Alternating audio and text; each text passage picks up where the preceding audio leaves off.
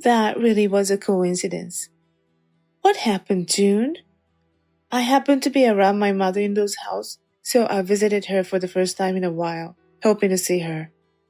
The front door was open, and the house was a wreck. My mother-in-law was sitting down, looking like she was about to cry at any moment. She looked much thinner, completely different from the last time I saw her.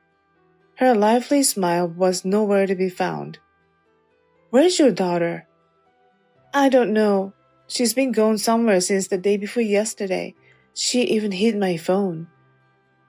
I quickly contacted my sister-in-law, but she didn't seem to regret it and simply tossed off this remark. I'm on vacation now. The old woman right there is a nuisance, so I left her behind. You can take care of her until I get back." At that moment, I felt a surge of tremendous anger throughout my body. I couldn't forgive her, even if she was my husband's sister. I never thought it would come to this. This is awful, no matter who she is, even we're family.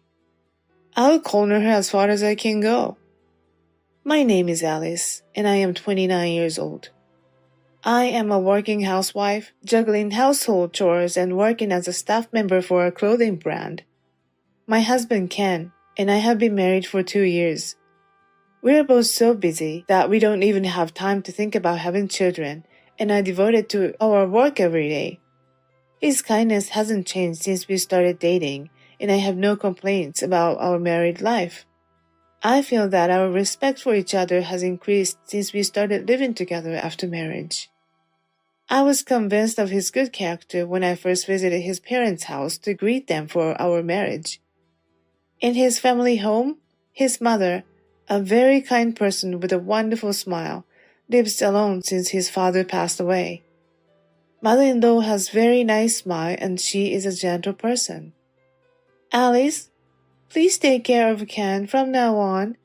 From now on, you can think of me as your real mother." The reason Ken grew up to be such a wonderful and kind person is because he was raised by this mother. I was able to marry him with peace of mind because I felt that way again. After that, we started our newly married life together. Having a second mother made for truly happy days.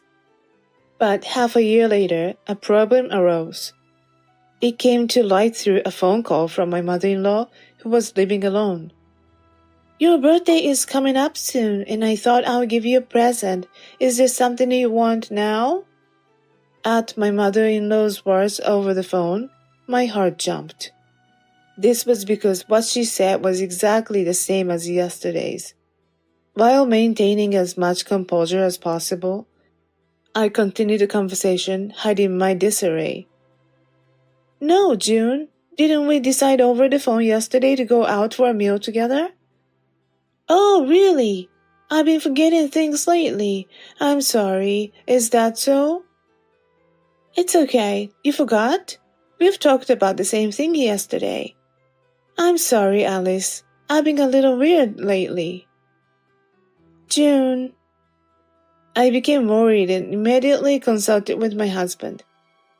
I brought up what happened today to him when he came home from work. "Hey, I'm a little worried about mother-in-law." "What's wrong?" "I think she might have dementia. I'm sorry if I'm misunderstanding." "What? Dementia? My mother?" "Yes, actually." I explained the situation in detail to my husband. Today, she talked about the same things as yesterday on the phone, and she doesn't remember any of it. She is aware that she forgets things often. My husband, surprised by the story, hurriedly decided to go to his parents' house over the weekend. When we visited his parents' house, we met an unexpected person, not just my mother-in-law, who was supposed to be living alone. "What? Sister-in-law?" For some reason, Ruby, my sister-in-law, who was supposed to have married and moved out of town, was there. Lying on the sofa, she turned her gaze towards me and said dully, "Long time no see, Ken. What's up?" "What? Why are you here?" Why? It's my house, so I can be here, right? That's true, but what about your kids and husband? I just got divorced the other day. Didn't I tell you? What? What about the kids? I left them with that man. I don't need them anymore. What? With an indescribable expression, my mother-in-law listened to the conversation between her daughter and son. She dropped another bombshell without reading the situation. So I've decided to live here again from today. Wait a minute. Mother is having a hard time. What do you mean, mother is having a hard time? Well, that's... What? Are you keeping secrets from your big sister? That's not it, but... Then hurry up and say it. She glared at her brother and demanded an answer. I can't keep silent anymore. Especially now that my sister-in-law is saying she's going to live at home from today. Actually, my husband explained everything that had happened to his sister. He also mentioned that we were planning to take her to the hospital. However, his sister was dismissive. Feel free to take her, I don't care. I couldn't understand how she could be so indifferent when there was suspicion of dementia in her own mother. Doesn't she worry about her mother? There's a chance that her mother might forget about her. Isn't it normal to worry if you're going to live with her? Although I couldn't say it to her face, I felt that she was heartless.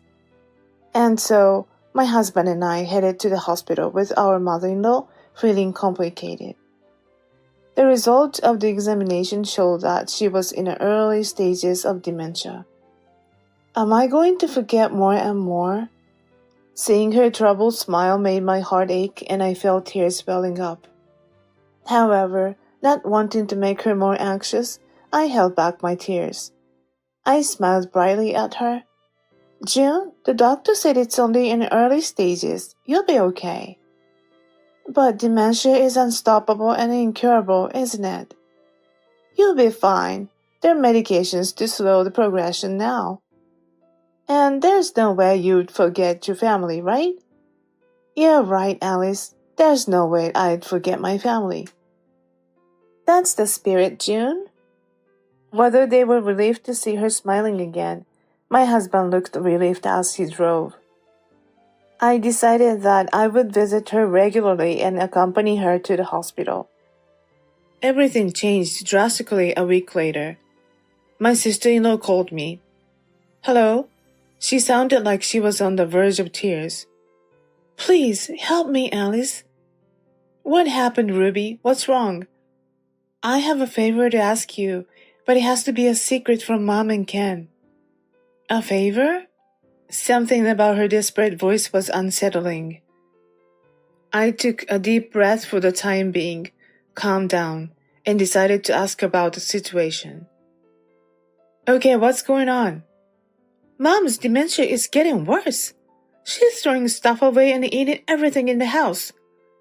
Okay, I understand. We'll come over this weekend. You better not. She's been having a lot of days where she doesn't even recognize me. What? According to my sister-in-law, mother-in-law's condition has significantly worsened, to the point where she didn't even recognize her own daughter. Not only that, but she would get so angry when people came to the house that it was impossible to handle her. As I listened, I could feel tears welling up in my eyes. What made me sad and frustrated was the fact that my beloved mother-in-law June might forget about me. June, why? The symptoms hadn't progressed until half a year ago. I regretted my past actions. For the first 2 months after the dementia diagnosis, I visited the in-laws' house regularly. However, both my husband and I have been busy with work recently and we couldn't visit as much. There was no response when I tried to contact my mother-in-law's smartphone. According to my sister-in-law, Mom always seems to forget where she left her phone and loses it. So I couldn't talk directly with June. Maybe this is my punishment. I left everything to my sister-in-law. While I was regretting my past actions in my head, my sister-in-law started talking in a nervous manner. I know this is sudden, but could you lend me some money? I feel bad asking you, Alice. Huh? Money? I've been keeping quiet about this, but I've been a victim of domestic violence from my husband and I've run away. I've been living off my savings, but it's tough without a job. Then we should talk to Ken. I don't want to worry him. I'll pay you back once I start working, please. Sister-in-law. I could hear her desperation in her shaky voice. An invisible cry of pain stabbed me in the heart. I had no idea my sister-in-law was in such a difficult situation. Although I didn't know, I left my mother-in-law to her while I prioritized my work. I want to help her in any way I can. Even though I'm busy with work and can't often visit the in-laws' house, I want to do as much as I can. I understand. I'll transfer some money, so could you tell me your bank account details? Really? Thank you, Alice. The next day, I promptly transferred the requested $3,000 into the account provided by my sister-in-law. Thank you. You're truly a lifesaver. Please keep this a secret from Mom and Ken, alright? I received this message and decided to keep this secret with my sister-in-law. However, how carefree I was at this time, I would come to realize later. At that time, I was completely trusting my sister-in-law, not realizing what was important. About 6 months after I started sending money, the requested amounts started to increase rapidly. I was asked to send money twice a month at times. Because of the promise with my sister-in-law, I couldn't tell my husband or mother-in-law. Troubled, I decided to consult a lawyer. When I explained the situation, the lawyer informed me that a contract is established even if it's just a verbal agreement. My sister-in-law stated explicitly during our exchanges that I'll pay the money back once I started working. So, if she doesn't pay the money back, it would be a breach of contract. It's not that I doubt my sister-in-law. But thinking about potential issues, I thought it would be safer to consult the lawyer regularly. One day, I happened to be working near my mother-in-law's house and I decided to stop by to see her, whom I hadn't seen in a while. I had been worried about her. She is emotionally unstable and she doesn't even recognize her family, so don't confuse her. I had been told by my sister-in-law that prevented me from visiting my mother-in-law's house. I don't mind if she has forgotten who I am. I just wanted to see my beloved mother-in-law's face, even if it was just for a moment. With that determination, I rang the intercom of my mother-in-law's house. However, no matter how long I waited, there was no response, not even a sound. I didn't think she would be out, so I reached out and touched the doorknob. Huh? It's open. The front door was not locked for some reason. What I saw then left me speechless. The house was filled with trash to the point where it was unrecognizable from before.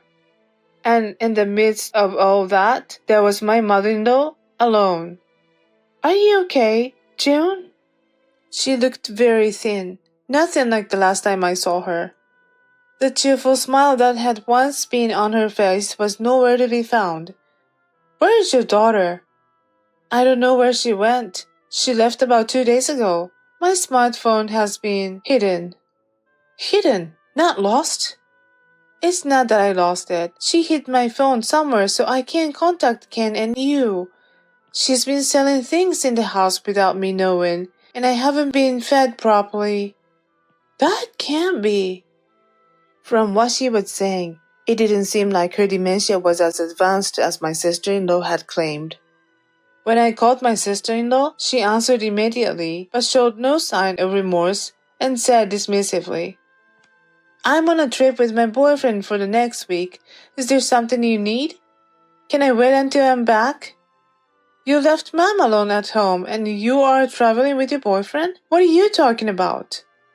Oh, you found out. I've been using the money you've been giving me for my boyfriend. I didn't use a single yen for Mom, and I even used her pension without her knowing. What? I left that senile old lady because she's a nuisance. You take care of her until I come back. At that moment, a furious anger rose within me. Even if she is my husband's sister, I can't forgive this. I didn't think it would come to this. No matter who it is, even if it's family, this is terrible. Now I'm going to push her to the end. In a week, got it. We'll be waiting for your return. With that, I hung up the phone. Then, I turned around and smiled at my mother-in-law. It's just a little longer, Mom. I reported everything to my husband over the phone. He understood the situation and left work early to hurry home. My husband and I searched the house and found her phone hidden in the kitchen cabinet. We immediately packed up her belongings and headed to our apartment. After discussing it, she agreed to live with us from now on. We decided to demolish the house to prevent my sister-in-law from doing whatever she wants with it. The demolition will start in 5 days. In the meantime, I went to the lawyer's office to start the process of claiming damages from my sister-in-law. A week later, the day my sister-in-law was to return finally arrived. My husband, mother-in-law, and I waited for her return in front of the almost demolished house. Then, I saw my sister-in-law walking arm in arm with a man in the distance. She froze when she saw the demolished house. And then, she sprinted towards us at a terrific pace. Hey, what's this? What's going on?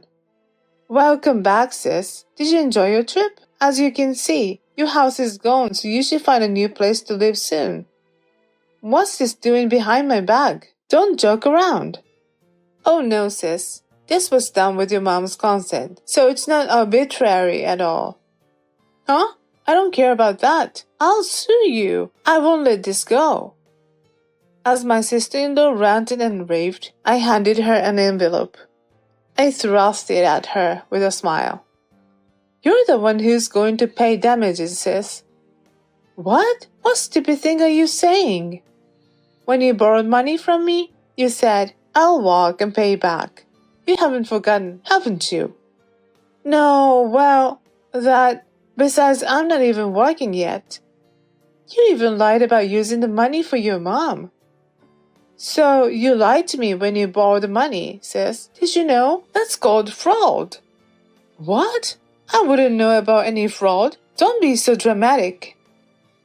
While saying this, my sister-in-law tried desperately to push the documents back. I pushed back and clearly said to my sister-in-law, You're an adult. Act like it. Can't you clean up your own messes? How much trouble do you have to cause our family before you are satisfied? Do you understand how she has been feeling every day? That's psychological abuse. What you've done? I didn't know that. I've been living with Mom. You've been living in this house, not letting your mom live with you. Don't mess with me. You've been using all Mom's pension and all the money you borrowed from me, all for yourself.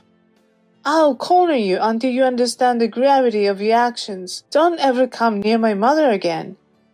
Hearing my words, my sister-in-law slumped to the ground perilously. The man with her turned pale watching the scene and hurriedly ran away somewhere. Afterward, my sister-in-law lost contact with that boyfriend and truly became alone. She had lost all support and a place to live. The current her, I heard rumors, was desperately living while juggling part-time jobs. And I found out later that the reason for her divorce from my brother was her infidelity. Although she is still in her 30s, she looks much older. I imagine she'll continue to crawl alone at the bottom of hell. That's all karma. As for me, who started a new life with my husband and mother-in-law, during the day, we ask a helper to take care of my mother-in-law, while in the morning and night we take care of her ourselves. We are spending our days going shopping on holidays while enjoying taking care of her. The progress of her dementia is slower than we imagined, and she is spending her days full of smiles. From now on, as her daughter, I want to protect this smile that I love so much.